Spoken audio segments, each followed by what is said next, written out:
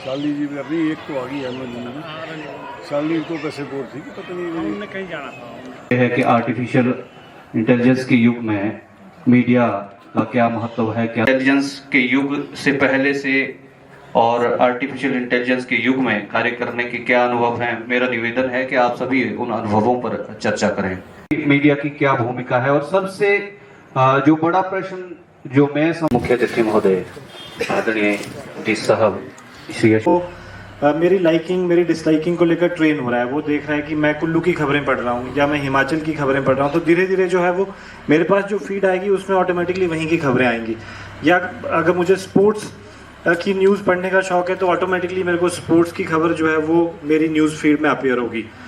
So other than that बहुत सारे content के बीच में ये मुश्किल हो जाता है देखना कि ये जो मैं चीज़ पढ़ रहा हूँ ये कोई ऑथेंटिकेटेड, ये विश्वसनीय सोर्स है कि नहीं है। तो वो जो फैक्ट चेक टाइप या बहुत सारी आर्टिफिशियल इंटेलिजेंस जनरेटेड इस तरह के टूल्स हैं जो मुझे बता देंगे कि ये क्रेडिबल है, ये न्यूज़ ठीक है या ठीक नहीं है। तो आजकल गूगल न्यूज़ में भी जो है वो साइड में एक फैक्ट चेक जो है वो हमेशा रहता ही रहता है। वहाँ पे कोई ना कोई वायरल स्टोरी होगी जो फेक होगी, उसमें फोटोग्राफ कोई फेक होगी, कोई बड़ी पुरानी फोटो होगी, तो वो अपने आप उसको दिखाता रहेगा यूज़र को। तो यूज़र के पॉइंट ऑफ व्यू से जो है वो यूज़र के लिए भी बहुत इंपॉर्टेंट हो गया है कि आपको जो कंटेंट पढ़ना है, जिस कंटेंट के बारे में आप ज़्यादा जानना चाहते हैं, वो आपको ऑटोमेटिकली फीड होगा। और ये भी मुझे पता चलता रहेगा कि हाँ, जो मैं कंटेंट पढ़ रहा हूँ वो ठीक है कि नहीं है।